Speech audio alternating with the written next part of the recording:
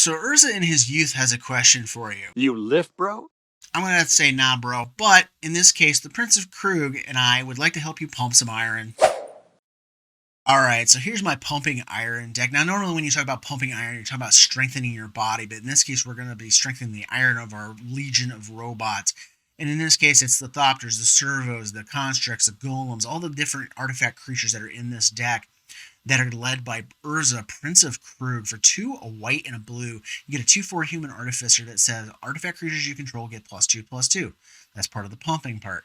He also has an an activated ability for 6 colorless that says that you can animate one of your artifacts into a 1/1 soldier, and it just sits there and does its own thing. So any of your non-creature artifacts, you can animate it, and then it gets pumped by Urza's effect and can attack. So that's kind of useful. So let's go ahead and break down the rest of the deck, and I'll just do it really quick here so we can get to the gameplay. First column is just protection spells, things to help keep Urza and some of your other stuff alive as you go along here. We have Curator's Ward, Swiftfoot Boots, which were just added with the new set. Slip Out the Back, Dive Down, Lorne's Escape, which is another new card. All these things help either give hexproof, indestructible, or some kind of protection ability to try and keep your stuff going long enough to win the game.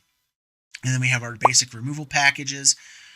Swords Plowshare, Supreme Verdict, Elspeth Conquers Death, and Time Wipe. These things are just built to, clean up the board if it gets a little out of control. And then we have just some generic artifacts that don't really do much with the pumping part of the program here, but they help out, plus our mana rocks in this column. So we have like Throne of the God Pharaoh. You're going to have a bunch of little artifacts attacking here and there, and so you'll get some extra chip damage off of this. Mind Stone, Cold Steel Heart, Arcane Signet, those are good. Soul Guide Lantern helps you, knock stuff out of people's graveyards, or you can just pop it to draw a card. Liquid Metal Coating, this one's kind of important because you can turn stuff that is not an artifact into an artifact, which then would get pumped by Urza and some of the other artifact-specific stuff that's going to be mentioned here in a bit. Also helps with cloning artifacts, and just there's a bunch of different layers that this card helps with. And in this column is basically what I call our gym program, for lack of a better word. This is where we're going to be pumping the iron up. So to start that off with, we have All That Glitters. It affects artifacts as well as enchantments. Who knew? Same thing goes with Michiko's Reign of Truth. Does the same thing for every artifact, +1/+1, and then when it turns into a creature, it actually looks at your artifact count. So the more you have, the bigger it's going to be. So this is just a lot of good synergy for the deck. For more pumping, we have Bozzer Solidarity, puts counters on everything. Intrepid Adversary, you pay a bunch into it, pumps everything. Steel Overseer puts a counter on all your artifact creatures. Wedding Announcement, just a generic anthem effect for everything, and gives you a couple tokens at the same time. Tempered Steel, +2/+2 artifact creatures you control. This is Urza's ability on an enchantment. Fun little trick with this is you can actually turn Tempered Steel into an artifact with the Liquid Metal Coating and then copy it with Urza's ability. So for 8 mana, basically, you can keep just pumping out extra Tempered Steels. You can also target with some of the other cloning effects, which I'll mention later too, if you can turn it into an artifact. Chief of the Foundry, artifact creatures you control get +1/+1. It's just another way to pump everything up. Angel of Invention, other creatures get +1/+1, and it makes servos. Normally, you're going to make those servo tokens because you want the artifacts on the board for your synergies. Forsaken Monument, colorless creatures get +2/+2. Thopters, servos, all these things are colorless. This is just basically a redundancy copy of Tempered Steel to work with. Circle of Loyalty, all your creatures get +1/+1. And it's an artifact, so you can bring it back if it gets blown up or milled away or whatever, with some of the other cards we're going to mention later. The Immortal Sun shuts off opposing planeswalkers, draws you extra cards, cheapens your spells up, and your creatures get +1/+1. It's just another good way to pump. We don't have any planeswalkers to worry about. That's why I took them out of the deck for the Immortal Sun. I just thought I prefer to go with the theme of pumping up our stuff, and this was just one more anthem effect to squeeze in. And then the next column is going to be all of our stuff that is either artifact creatures or they make artifact creatures in some way, shape, or form. So first off, we have Yoshin Frontliner and Combat Courier. They're from the brand new set. We have Servo Exhibition, which is an oldie but goodie from the Kaladesh set. You just make servos and just pump them out and fill the board up. Rise and Shine. This one is actually from the Modern Horizons set that they let you get into, what was that, about a year ago now? You can add, or you can overload this and turn all of your non-creature artifacts across the board into creatures that are 4/4s. So you can animate your Immortal Sun, your Forsaken Monument, your Thrones of the God Pharaoh. All that stuff can just be animated up and start smashing your opponent in the teeth. And then we got Patchwork Automaton. For every artifact that you cast after it's out, it gets one bigger and then has Ward 2. So it's just a little harder to get rid of, too. Blade Splicer creates Golem tokens for us that have first strike when she's around. Ethereum Spinner, for anything bigger than 4 that you cast, you get Thopters, and he is an artifact, too. Master Thopterist. Every artifact you cast, more Thopters. Scrapper Cohort, it's an artifact creature and it makes artifact soldier tokens. It just, it gives you more critical mass to work with. Master Splicer, same deal, makes golems, and then you can pump your golems with it as well. And then there's, the fun tricks you can do with this later.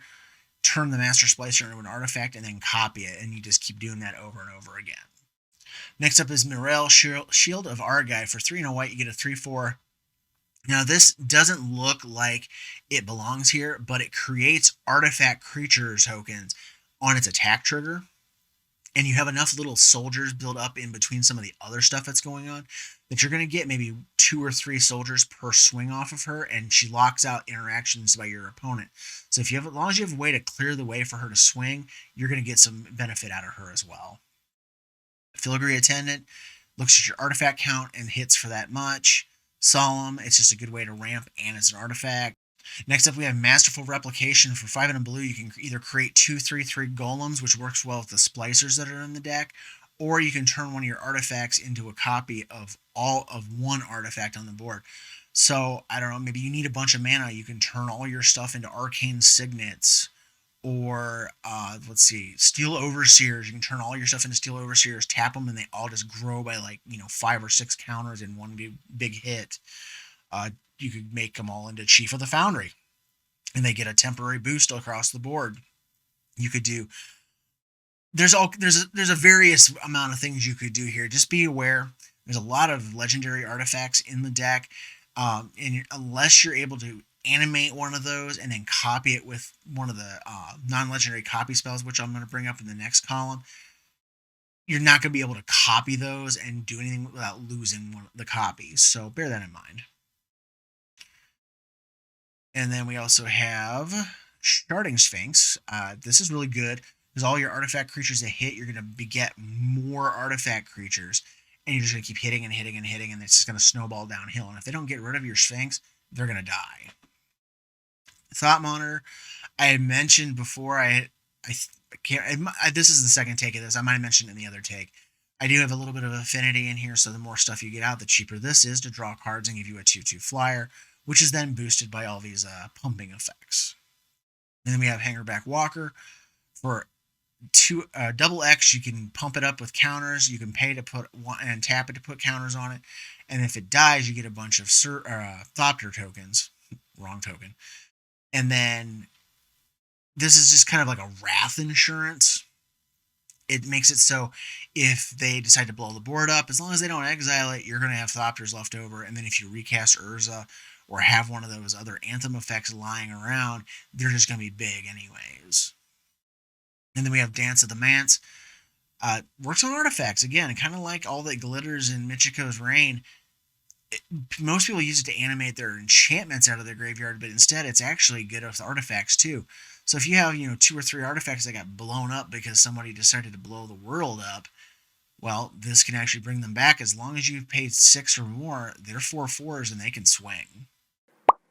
And then this column is all about stuff that synergizes with the artifacts. We have Ingenious Smith, gets bigger, helps you search for artifacts. Restoration Specialist gets them back from the graveyard. Same with Emery, you can use that to get things back. Puppet Stitcher. Now, this doesn't look like much, it doesn't look like it should be in this deck, but since we're making so many of these other artifact token creatures, this is going to flip over really easily, and it's going to turn your 1/1 base servos and Thopters and stuff into 3/3s, and you're never going to want to flip it back over after that. Thirst for Knowledge lets you draw 3, discard 2 unless you discard an artifact. It's just kind of on theme. Mirror Maid copies, artifacts, and enchantments.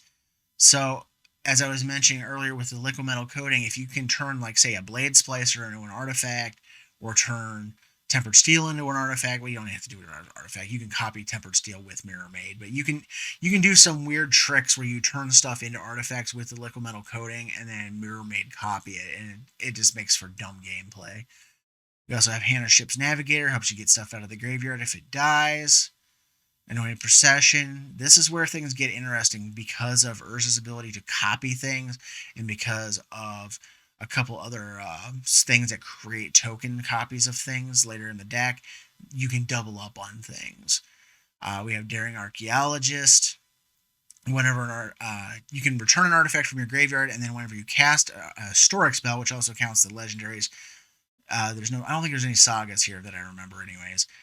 And then, you just give yourself there's one saga. Duh, I forgot about Elspeth Conquers Death. You can bring it back and then just start digging around and making him bigger. This is another reason why I have the Anointed Procession, and it's good to copy Urza and things like that. You just use Irenica's Vital Duplication, make a token copy of them, they gain flying, and they're no longer legendary. So then you can just start stacking up those things. And then this is also something that you can turn something into a creature, or turn it into an artifact with the liquid metal coating, turn it into a creature with something, and then use this to copy it. There's little dumb tricks you can do. Same thing with Spark Double. One with a machine lets you draw cards. Same thing with Veldic Archmage. We're playing artifacts. This synergizes really well. And then we have Aven Wind Guide. All these tokens we're going to have Vigilance and Flying. And then we have our basic blue-white mana base, Plains, Islands, all the duels that you could think of. I got Blinkmoth Nexus because you could turn it into an artifact creature, which is then pumped by all this stuff. Darksteel Citadel is fun because you can turn this into an indestructible creature with some of the effects in the deck. Same thing with, Razortide Bridge, Forsaken Crossroads, Plaza of Heroes, just things that create multiple colors and work things out in the deck. So that's the deck. I hope you have fun with it if you give it a try. This is a little more of an aggro-based blue-white deck, which is not very common, but I had a lot of fun with it, and let's get to the gameplay. Elas, il-Kor. Alright. I've seen a multitude of versions of that particular deck.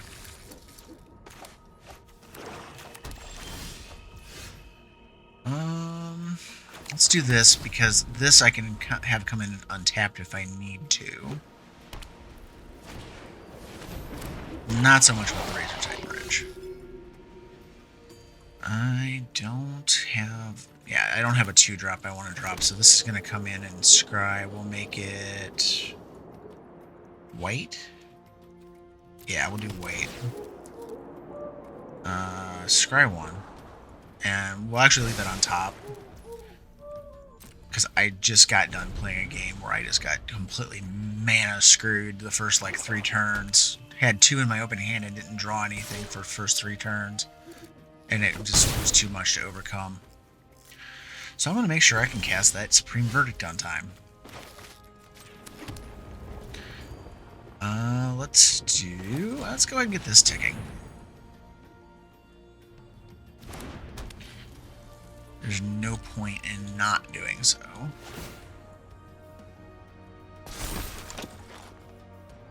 Because the whole point of this deck is to get as many of these Anthem effects on the board to make our artifact creatures bigger.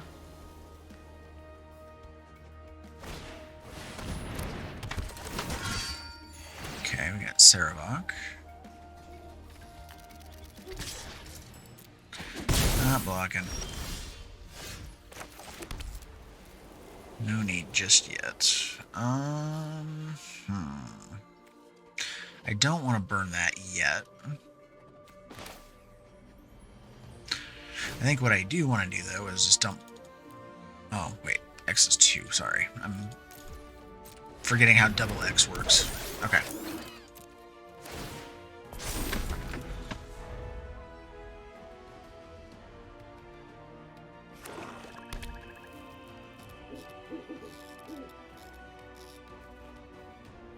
This just keeps il-Kor from swinging directly at the hanger back for the time being.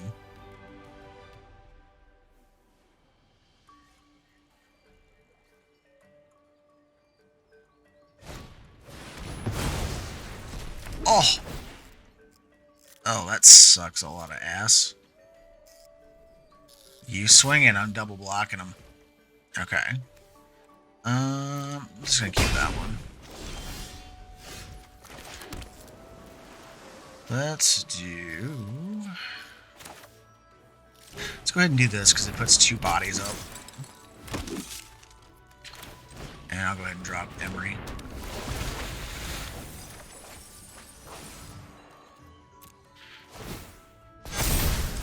Alright. Well, I got a board full.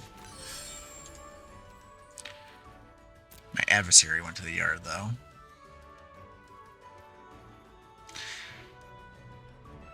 Not great if you're wanting to pump up stuff.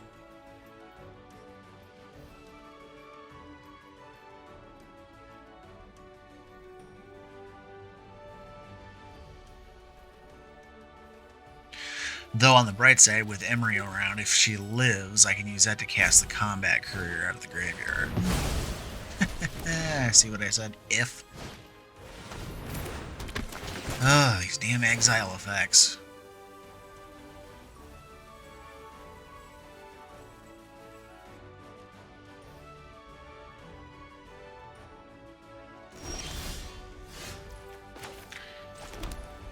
Alright. I'm kind of reluctant to drop Urza or the Chief because I think I'm probably going to have to destroy the board here soon. Let's... You know what? Screw it. We're jamming. We're jamming and I'm going to wipe the board.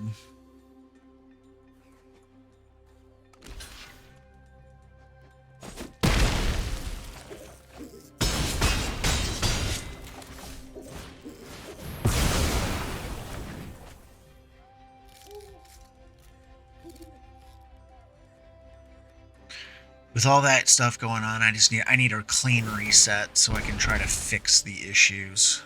In turn, I'm not gonna do the combat courier because I want to be able to try to get it out of my yard, either with the Daring Archaeologist or something of that nature.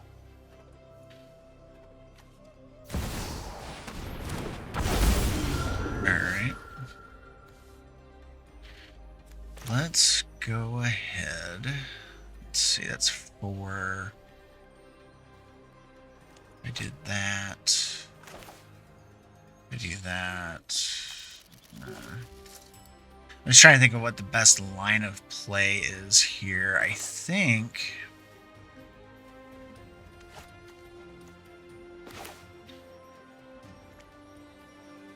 Let's do this. Let's do Daring Archaeologist.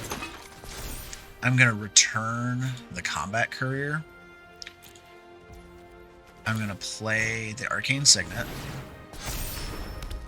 And then I'm going to play the Courier off the Signet. Alright, that works.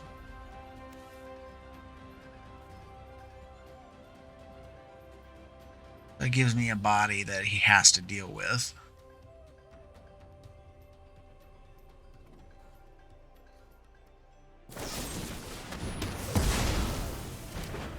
It's like he's got every damn removal spell he ever needs in his hand.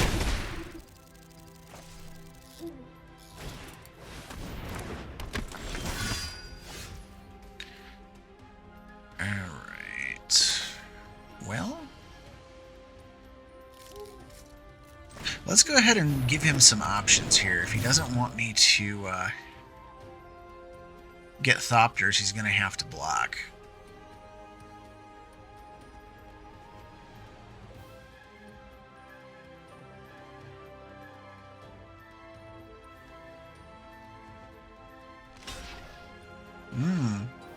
He wised up. Alright. We'll go ahead and end the turn. Because I can always unearth that next turn and swing. Now, I'm fully expecting him to have his hands on another removal spell. He's had them the entire damn game.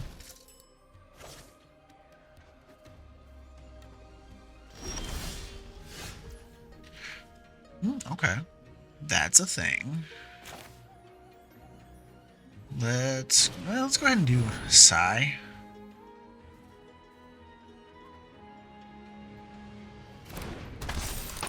And let's go ahead and do...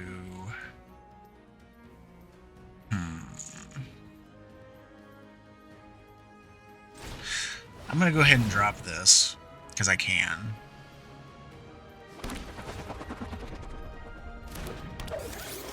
And we're going to unearth this.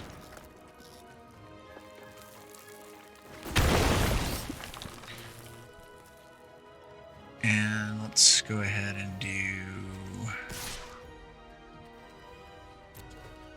We're just going to do that, because then I have 2 flying blockers for Junji. Because the last thing I need him to do is sit at 6. I can't block it. He swings for 5 and then sacks the Junji and makes me lose 2 life and discard 2 cards and I die. So, yeah. At least this way, unless he's got 2 removal spells, I'm guaranteed to have blockers for that dumb thing. And there's positively nothing in these graveyards that really scares me if he uses the other ability.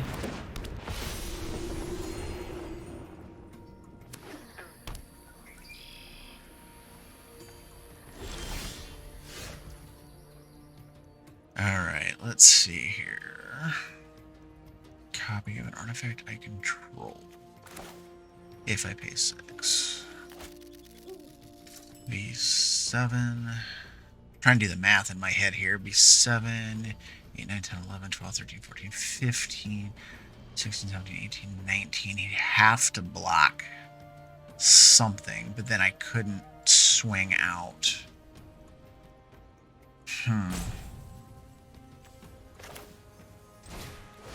Let's try Urza. You know what? Screw it. Let's do Scrap. And we're going to swing the Sharding Sphinx and the Cohort, both Thopters. Yeah, he's got to block at least one of these.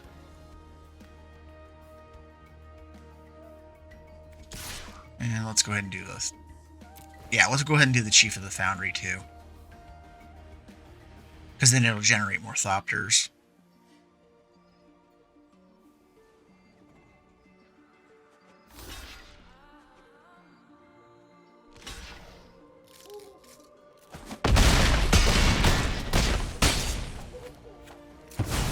Wow, if I realized that he was that close. Well, no, because it would have only been 2 more damage.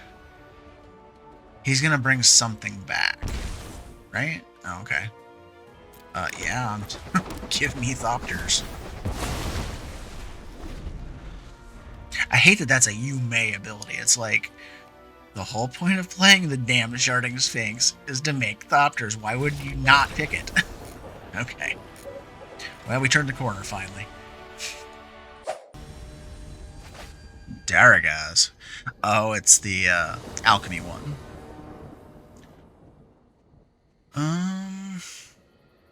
If I get some artifact creatures, this is pretty good.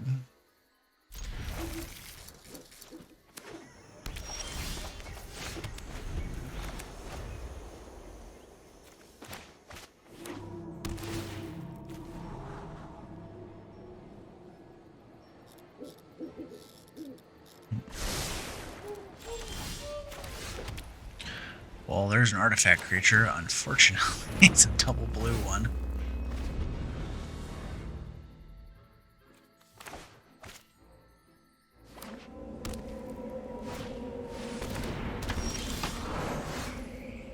Great. Alright. Well, drop that and see what happens.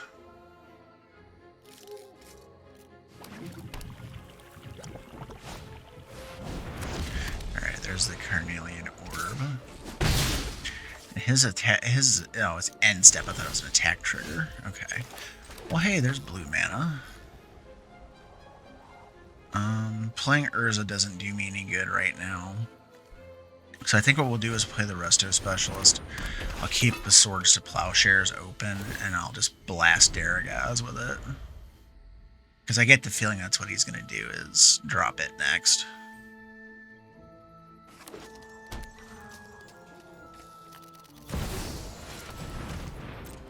Took him some or something. No.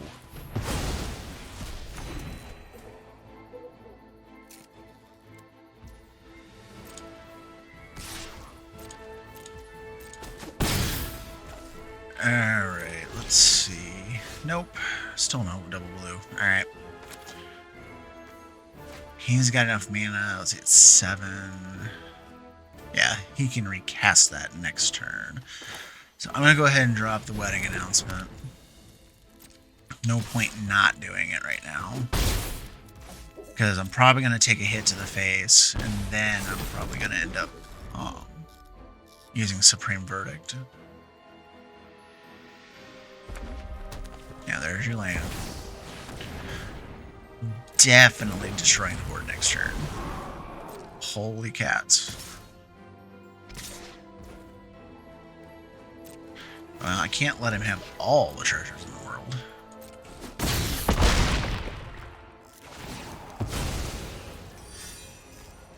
Resolve. I got nothing else in the yard.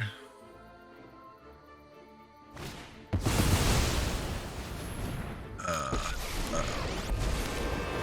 fight with a dragon's rage. Your end has arrived. Yeah. Great. All right.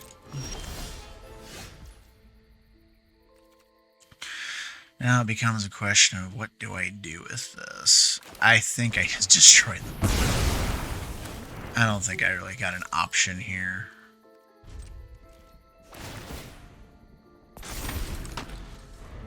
Unfortunately.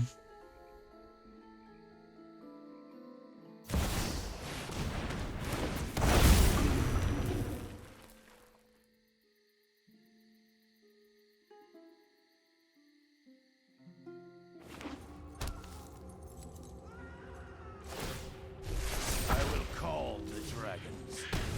Okay, this hurts.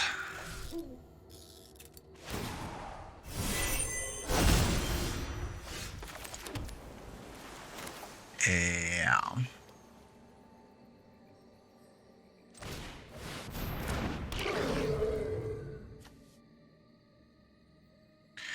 I can't even do that. That's fine.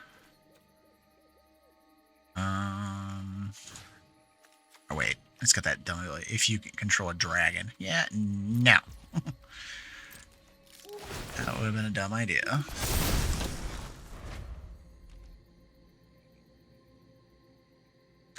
At least this way. Oh, never mind. Look to the skies.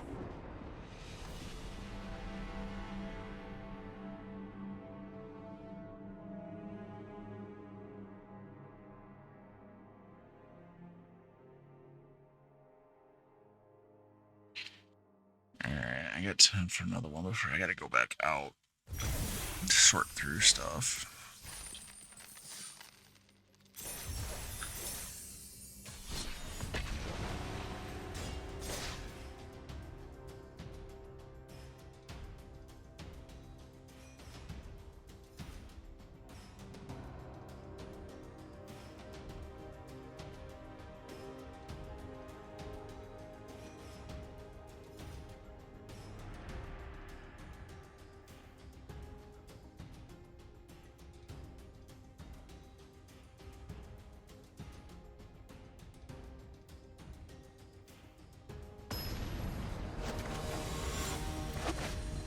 Alright, we have an Urzathon. Let's go.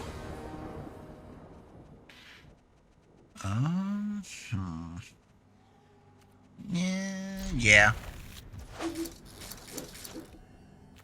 Let's do this first.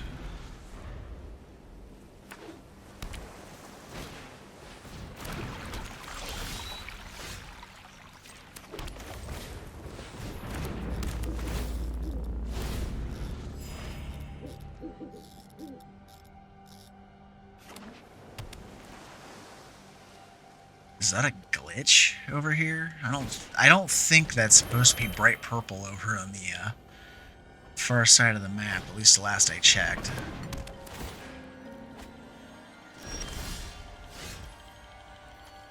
Alright, let's play demo field, and I don't want to use that yet.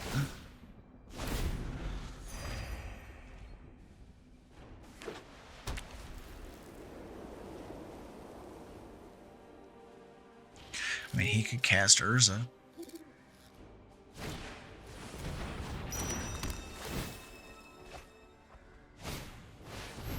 Okay, no, he's just loading up for bear. All right. Let's go ahead and drop the Ethereum spinner, because I'm starting to get into my higher converted mana cost stuff. So, if I ever draw lands.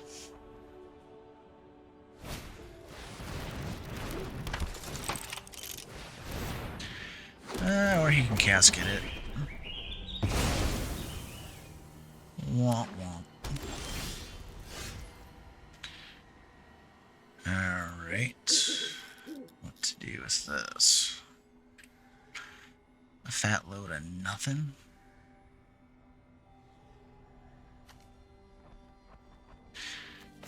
Useless.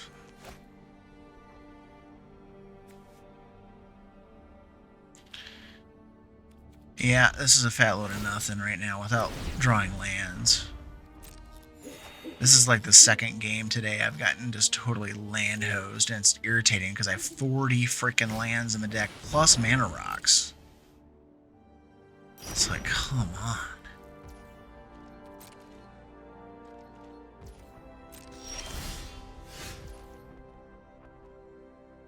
Ah!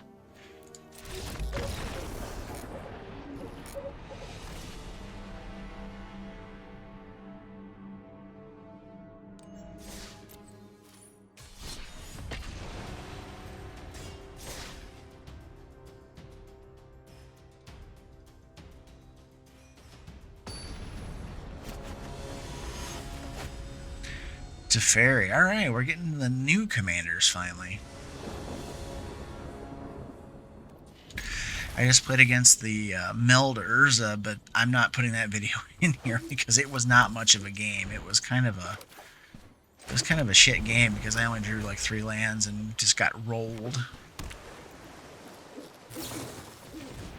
At least this one, it has land and it has mana rock in it, so hey, I'm happy.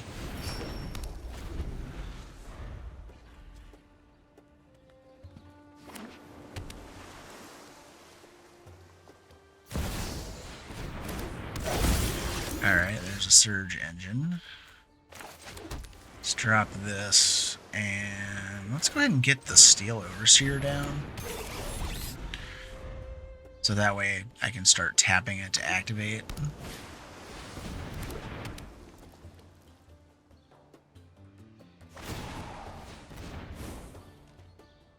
That's a thing.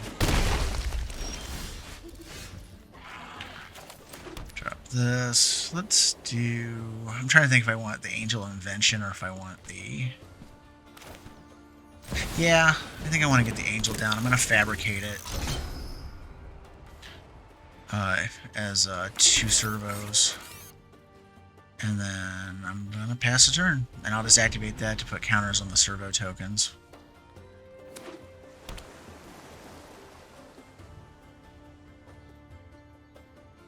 Because unless he's packing the phasing of Zalfir in there, I don't have to worry about a Wrath effect. For the sake of the future, I will defend the past. Okay. There is much the past can teach us.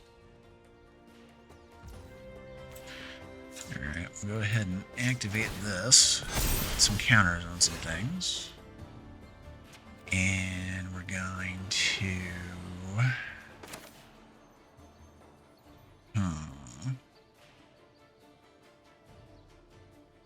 Yeah, we're going to go Tempered Steel. Ding, ding, ding. Face you.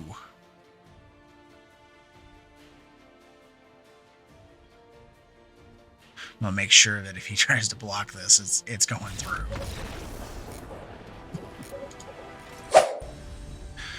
Liesa. I haven't seen that one in a good while. Very noisy. Got my dog here on the desk. She's being a little slobbermong. It's okay. Yeah, we'll give it a whirl. It's a little top heavier than I would prefer with no mana rocks, but that's a no.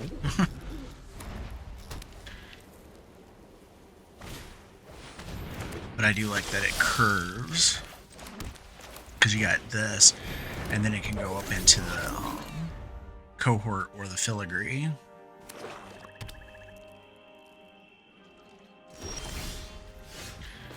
Hey, there you go. Guess it's cohort because I didn't get double blue.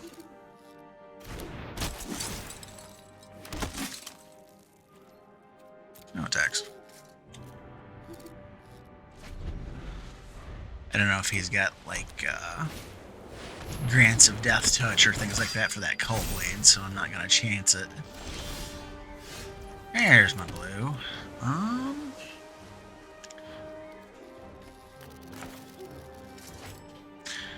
Trying to think here. I think I want Urza would make everything so big that the lieutenant wouldn't matter. Let's go ahead and do the filigree attendant though. I want the big stuff. And I'll go ahead and thrash with the cohort, because even if he uses the Cull Blade as a speed bump, I don't care.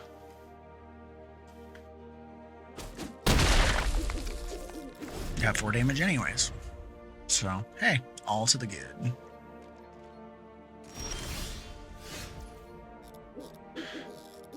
Okay, let's see. Irenicus, what can you do for me here?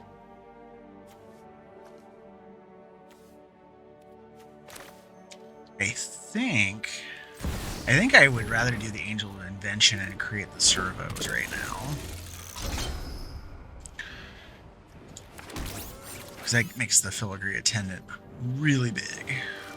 Let's go ahead and just crash with these guys.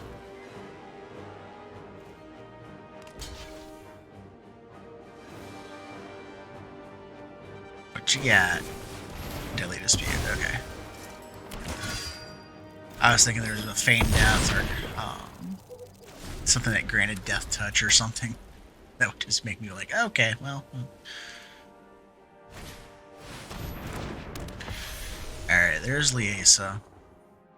Not too worried, but it makes Dance of the Manse a dead draw.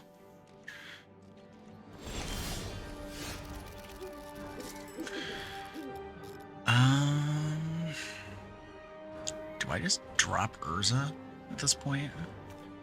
I think I do. Yeah.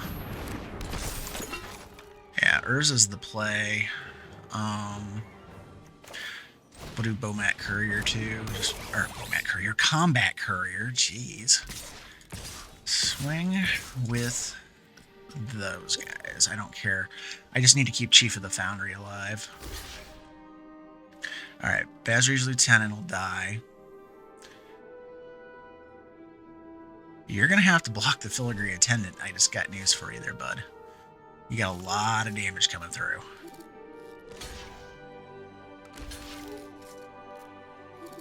You still gotta block the Filigree Attendant or you're dead.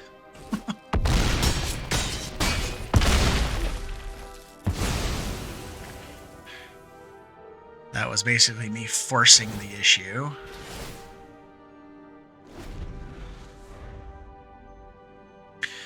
Got a board wipe? Nope. Didn't think so. It's the mirror match.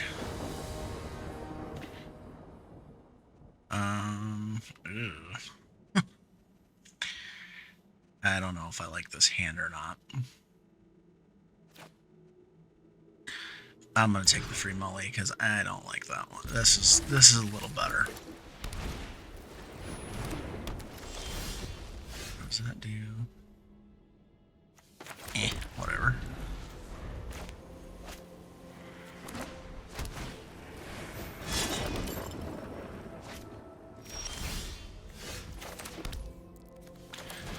I would like to have some blue mana. That'd be nice.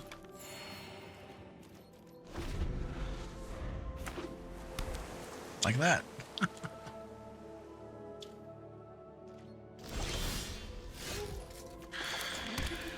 Unfortunately, I'm not going to get my wish.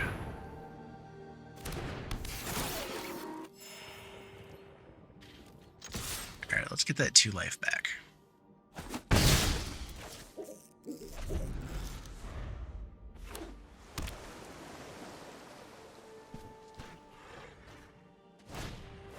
Alright, he's got Urza. Alright, well, it's not blue mana, but it allows me to get blue mana. Yeah. Gimme. Not attacking, because there's no point.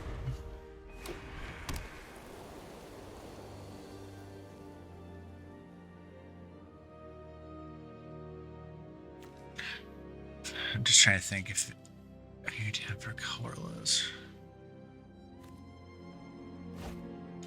Might be more. Well. That could be a Doom Scar, or it could be a counter. I think it's worth my trouble to go ahead and get this down.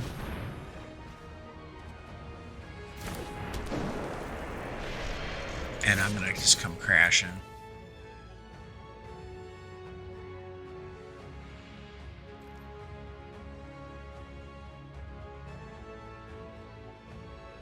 Because if he's got a Doom Scar sitting over there, this stuff's gonna die anyways.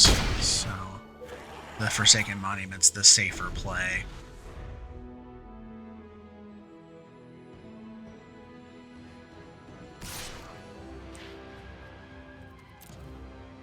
Alright, he's swinging, so I sense a board wipe.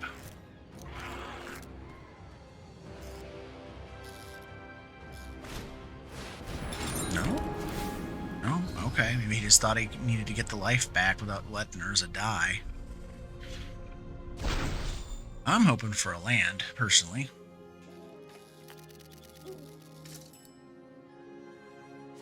Because then I can drop the Immortal Sun. I mean... Wait, what? How's that saying I can cast that?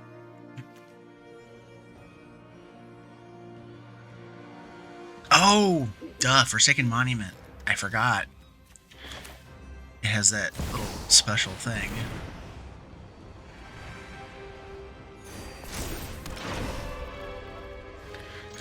I'm just gonna come crashing in.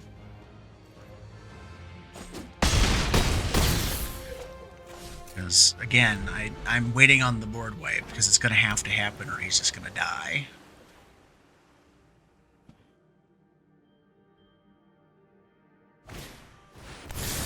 Was Doom Scar. Okay. That's fine. Yes, I will draw a card.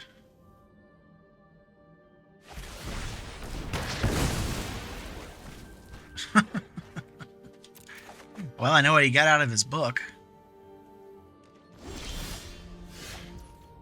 Alright, let's see here.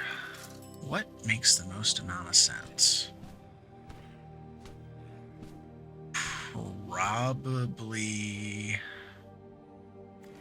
Probably playing Psy, right?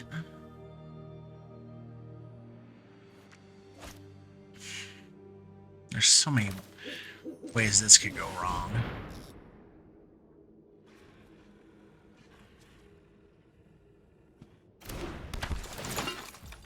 But getting these things online, I think, makes more sense.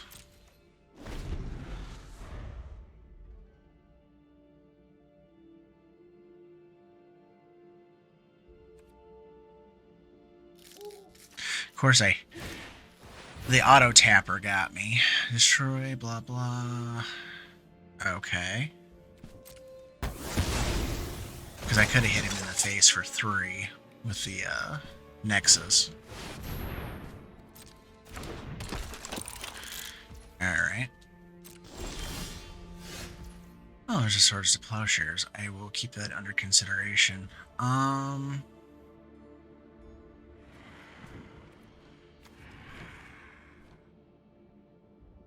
See, one more land I could have played Urza and activated the stupid Nexus and swung for like 5.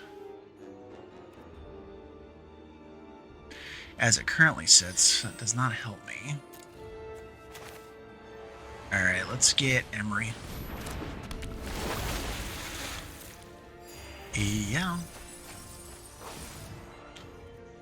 And we'll keep Swords to Plowshares handy. Depending on where that Shadow Spear goes.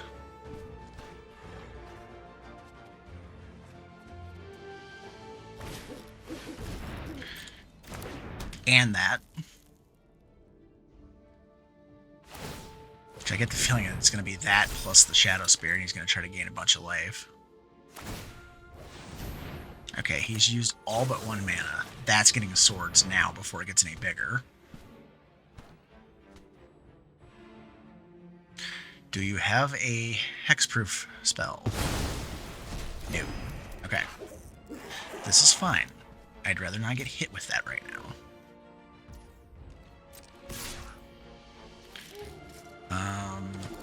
I'm gonna activate this. And I'm gonna block.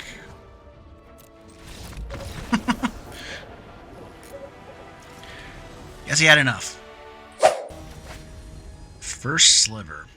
That's an ugly deck to play against. We'll see what happens. 4 lands in my opening hand, though. That's different. Usually I get 2. Got that purple glitch up there again. I think I'm going to cut the other game that this showed up in, but there was a purple glitch in this game where this area up on the upper right, it shouldn't be that way.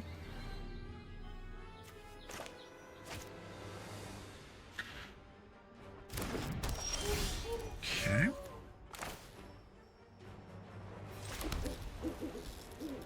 Let's do... I'm going to do a Blade Splicer.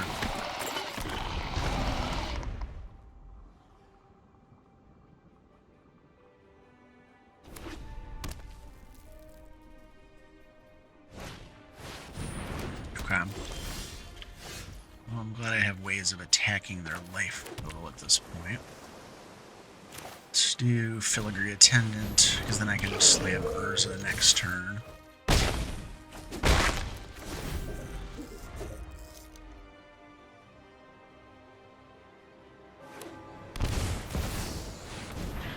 Okay, First Sliver.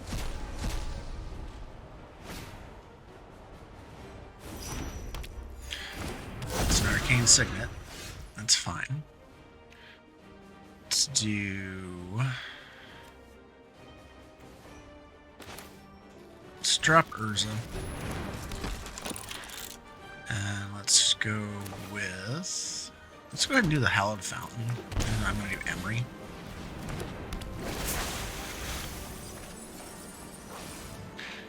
Nothing that was really all that great.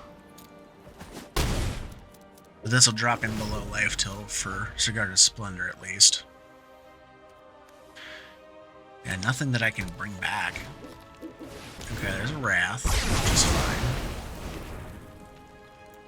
Probably should have sat on Emery because of that, though. Alright, let's drop the Nexus. What is in there? Filigree Attendant can be brought back by the Daring Archaeologist. Let's do... Actually, reverse order. Let's do Daring Archaeologist. Take action. And then play the Swiftfoot Boots.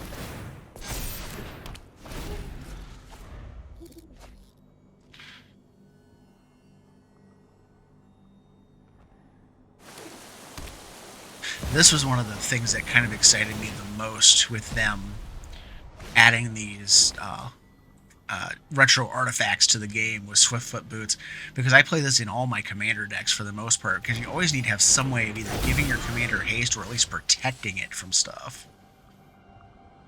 Ooh. We got a Sharding Sphinx. That's a thing. We'll go ahead and drop this. Not gonna attack, though.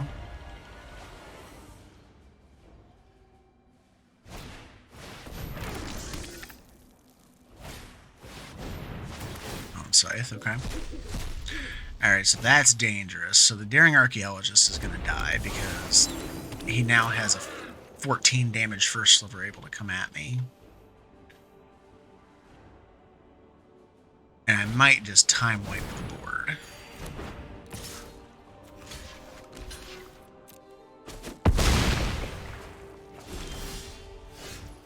Alright, let's do Island. I'm going to swing with the Sharding Sphinx. And I'm just going to time wipe. Doesn't matter, decline. Alright. So that gets that out of my hair. Unfortunately, he was still way above the Sigarda's Splendor, so I couldn't knock him low enough. Ugh, that's dangerous. Okay. So he's not going for that just yet. If I do... Yeah, I can do this. Whip the boots. Swing, get a Thopter token out of it. This time I will take that action. End turn. For resolving.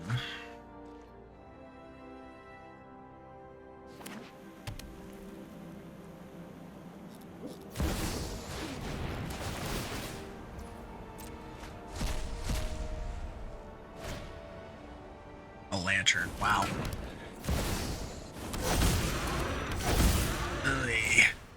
That is rough.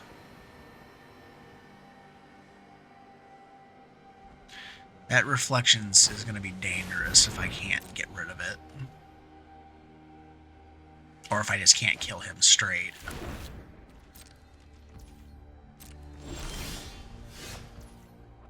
Irenicus's Vile Duplication. Okay, this changes my possible plans. I could make a copy of the Sphinx. Yeah, that's what I'm going to do. I'm going to copy the Sphinx. I'm going to move the boots over to this one. And I'm going ham here, so I get a bunch of Thopters.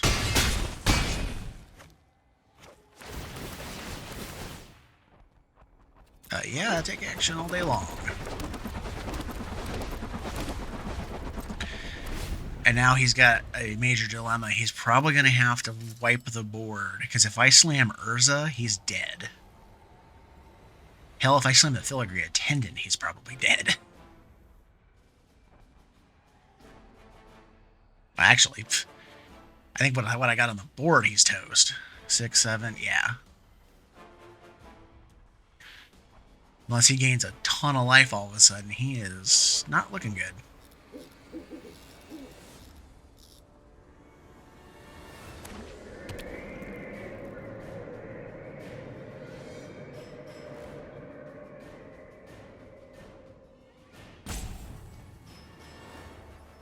See, I put the duplication in there in the thought of, oh, I play Urza, I copy Urza, and I make a bunch of, you know, +2/+2 Lord type effects going on and make my stuff big, but it's just like, you don't even need to do that. I mean, crap, Sharding Sphinx is just a great target in and of itself. And when you have two of them, it actually is insanely multiplicative. 4, 8. You need to get above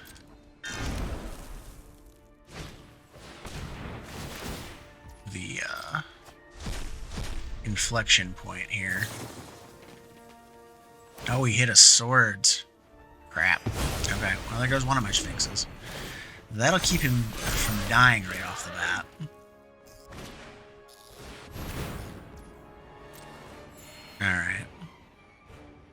So I will have to slam Urza now.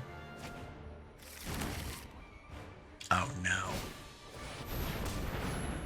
Oh, he didn't have enough mana to do it. Oh, thank God for small favors.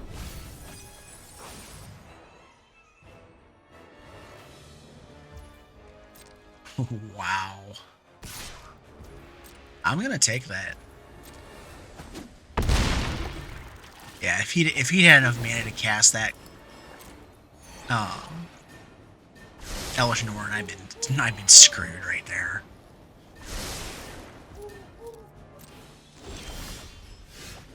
As it is, it's just a matter of going Urza, swing for the fences. Again. Yikes. Yeah, don't discount the power of a Sharding Sphinx. Chandra, alright. Don't often see her as a commander.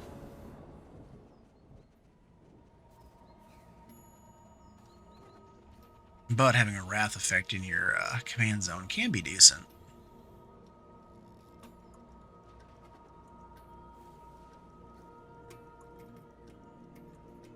He's probably like, I just saw him hover over my commander. He was probably seeing if it was the meld one or not.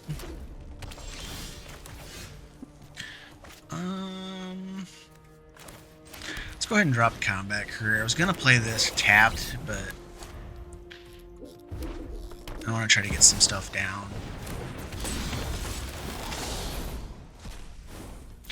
Exile the land. Let's go ahead and do the coding. And we'll go ahead and swing.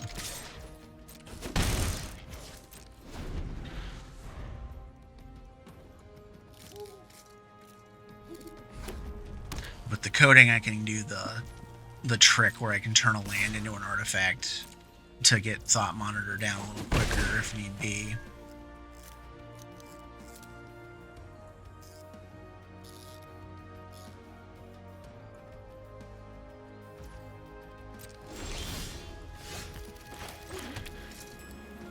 Oh, this is the first time I've actually played a shock land today. I just realized they changed the interface back to the old way, because before it was like accept or decline, and it's like it was such a bad interfacing. Resolve. It's fine.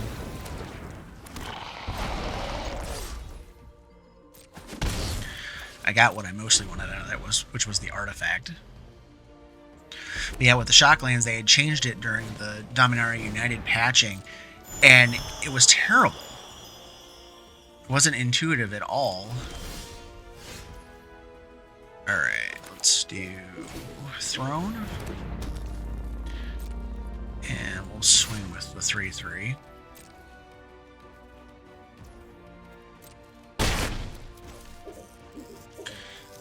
And pass, because that doesn't do it. I need one more mana to be able to do the Thought Monitor.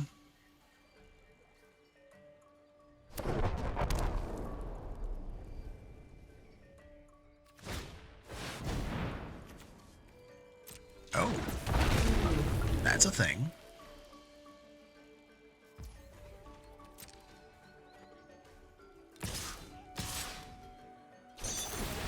So what's he targeting with that? Okay. Resolve.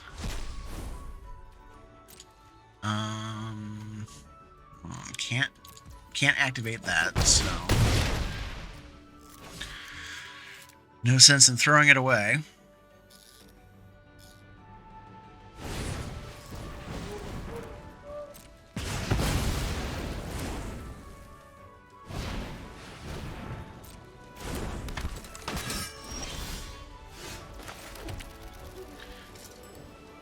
Well, crap, and more crap. Now, what can she do? It's -X, deals X damage to a creature. Or -3 to all non-elementals, which would mean it would just nuke that out anyways. I think.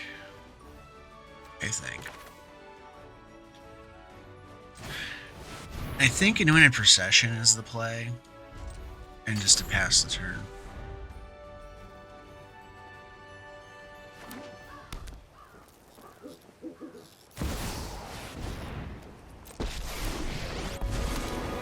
Stay back. I'm an explosively good pyromancer.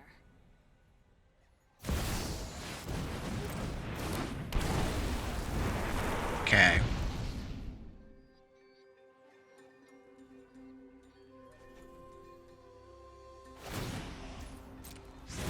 Oh, looks like someone's getting a little. Well, if he swings with that shield breaker, I'm blocking it.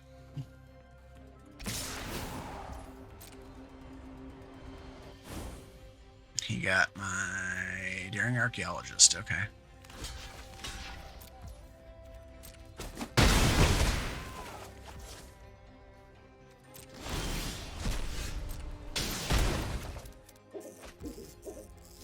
Alright, let's see here.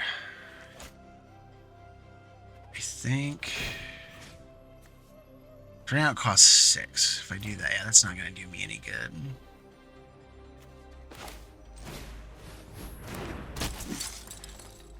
It's 5. 4, still not enough. Because every mana I spend, yeah, there's no way this is going to work out.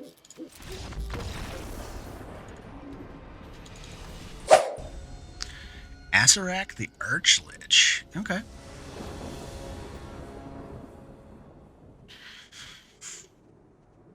It's an alright hand.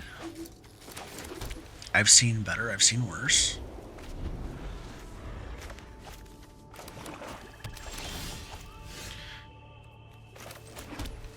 Well, we'll sit back and wait. There's no sense in throwing the walker out there as a 1-1.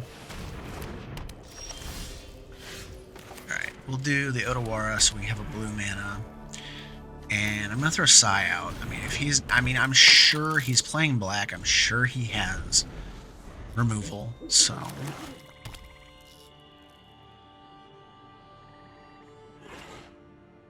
This just depends on what he wants to do. If he wants to develop his board or uses the turn to kill something.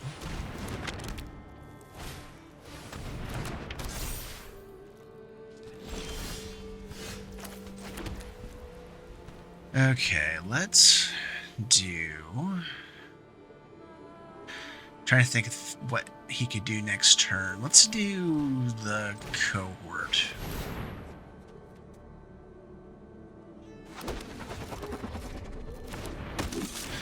Because at least this way he puts extra... I get extra bodies out of it if he decides to kill the Master Thopterist.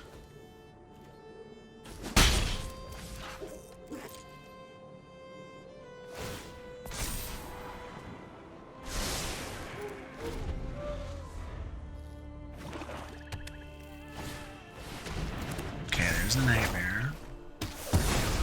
Got it. At least got one body out of it. Alright. I'm thinking about dropping the Poppet Stitcher just so I can flip my tokens over. I think that's what I'm going to do.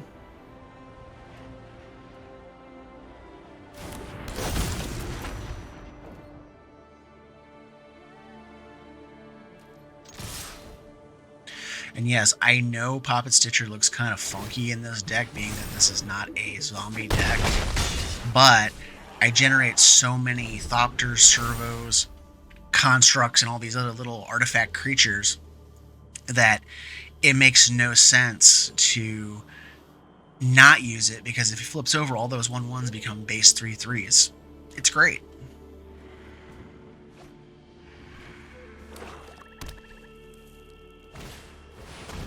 Alright, there's the board wipe. Gotcha. Well, I'm probably gonna use the Scrapwork cohort this turn. Only because it's gonna get exiled out of my graveyard next turn anyways. So there's no point in letting that damage go to the exile zone. I might as well go ahead and just get it out there.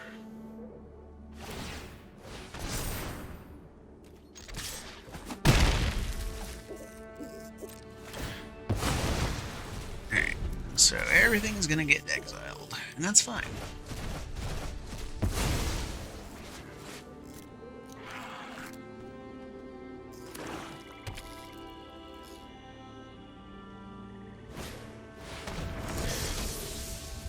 I mean, he's got mana for days over there.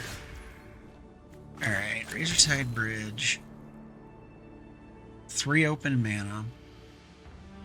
Nothing in my graveyard. Urza? I mean, I'm sure you probably have a 2 or 3 mana removal spell in your hand. There you go. Back to the command zone with you.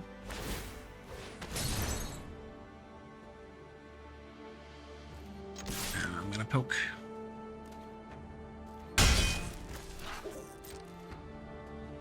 I just didn't want to use Hangerback Walker without having at least the 6 mana to put into it. Luckily, I do not have Planeswalkers in this deck because I have the Immortal Sun. Now, I started off with Planeswalkers in the deck, and then I realized I wanted to have the Immortal Sun more. Because the theme of the deck is to pump up all your little artifact creatures. Alright, well, there's a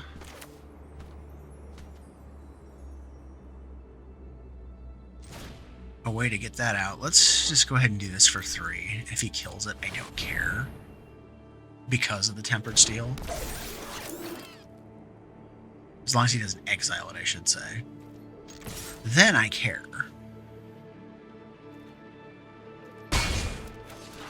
But what do you call it? Fatal Push or something like that isn't going to make me scream. On the contrary, it actually would make me quite happy.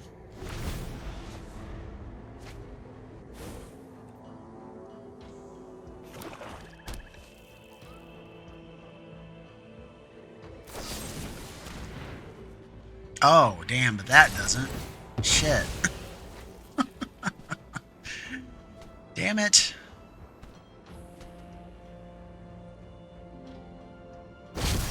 The perfect foil.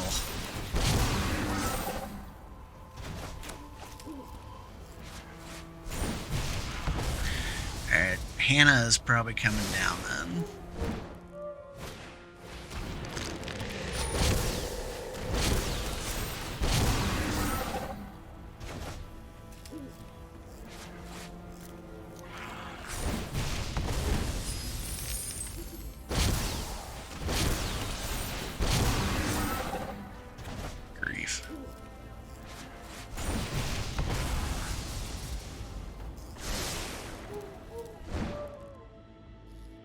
I think you got enough to do it again if you want.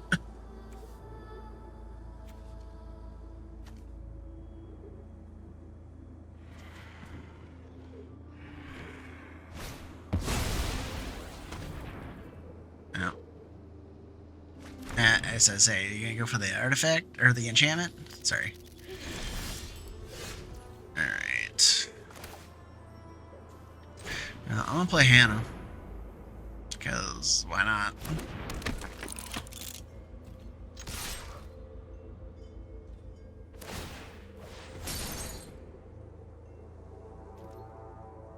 That's pretty busted with Acererak.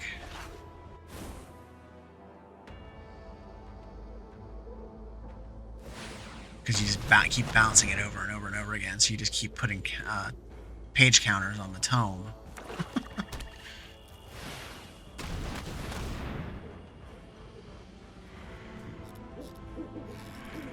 Okay.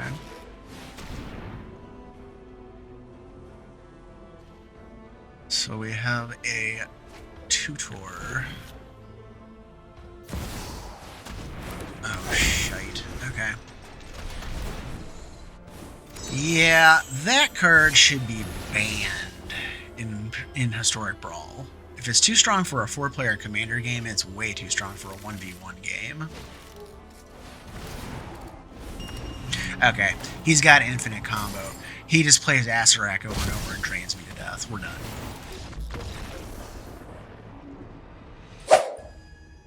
Tergrid. Ugh. Well, we're about to see what happens. Give us a stab.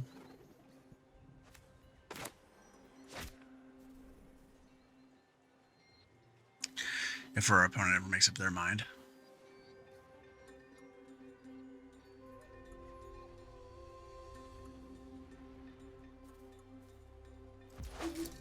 Alright, let's kick this off with this. Let's go...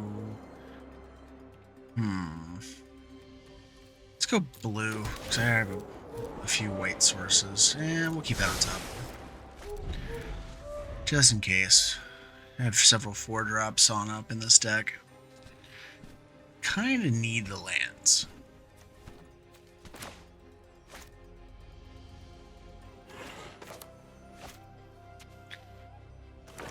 Come on.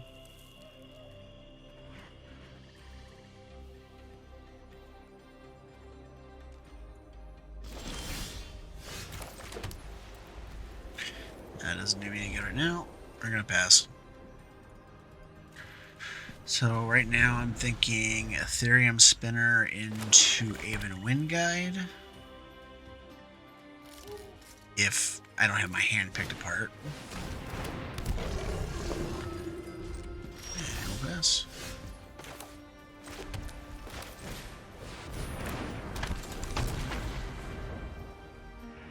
And if he takes out the Aven Wind Guide with a discard, maybe I'll play Urza. Just depends.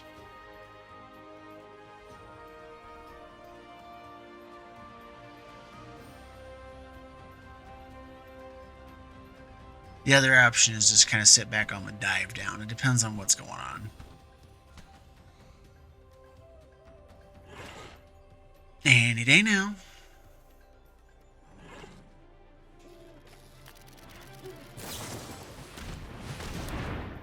Okay, Tergrid. Very good.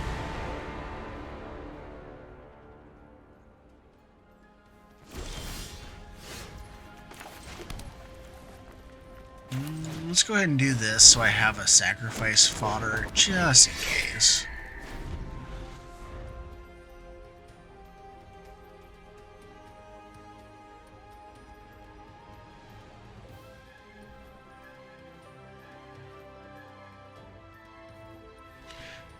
Because if I start getting Chainer's Edicted and Innocent Blooded and everything else, well, at least then I have something to feed into it.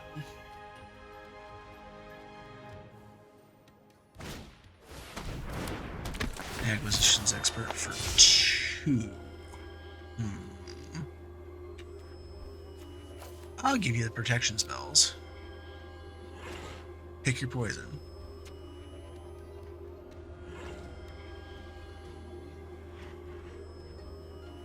But either way, you're not getting my permanent.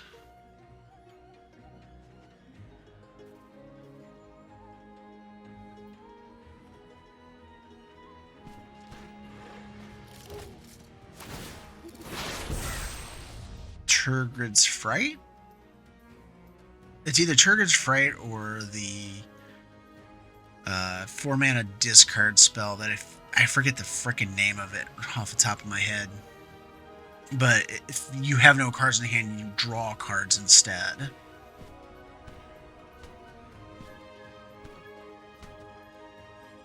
So that tells me I need to do something. But what?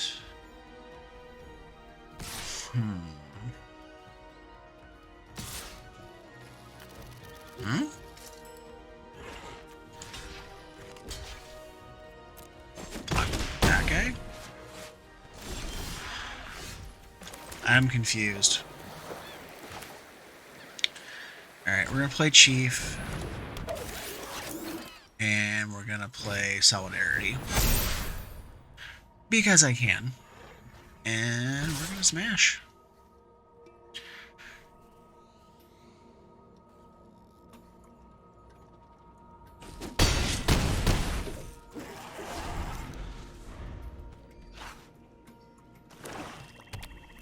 Now, if he has a Tergrid's Fright, I'll probably sacrifice the Ethereum Spinner and the Thopter token. The Chief and the Wind Guide are a little more beneficial. Okay, now he's probably going to do Tergrid's Fright.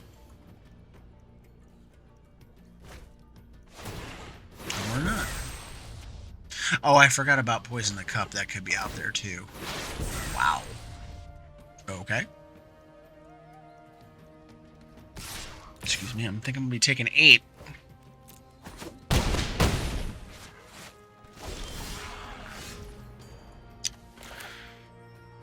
Yeah, Demolition Field, Urza. Next.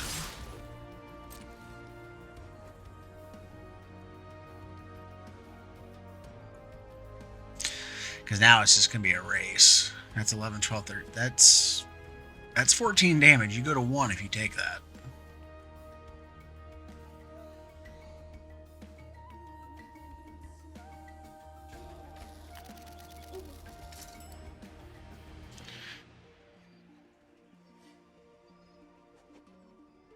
And again, I don't know. The Ethereum spinner is actually pretty good here. I'm not 100% certain if I would sack it now at this point.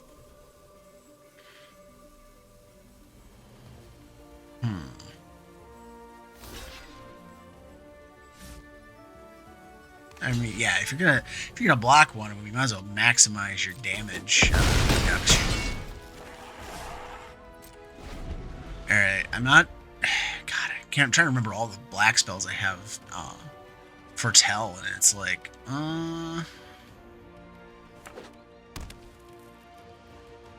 he's probably got all of them, really. So my guess is he'll probably fire a Poison the Cup off. Oh no, he doesn't have enough mana for that. There's the Skull Raid. I'm gonna go ahead and do a dive down on Urza, just because I don't feel like discarding the spell. I don't care if it lets him draw. But it also keeps a Poison the Cup from smashing him in the teeth.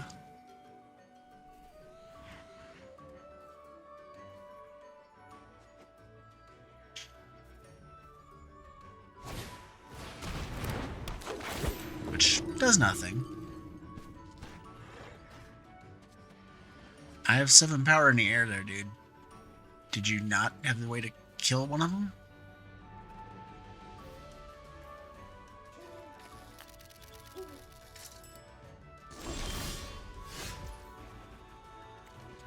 I'm just looking to see what's in my yard. Okay, Restoration Specialist isn't going to get me anywhere. So, let's just go slamming on the ground. Is that the... Yeah, that's the case.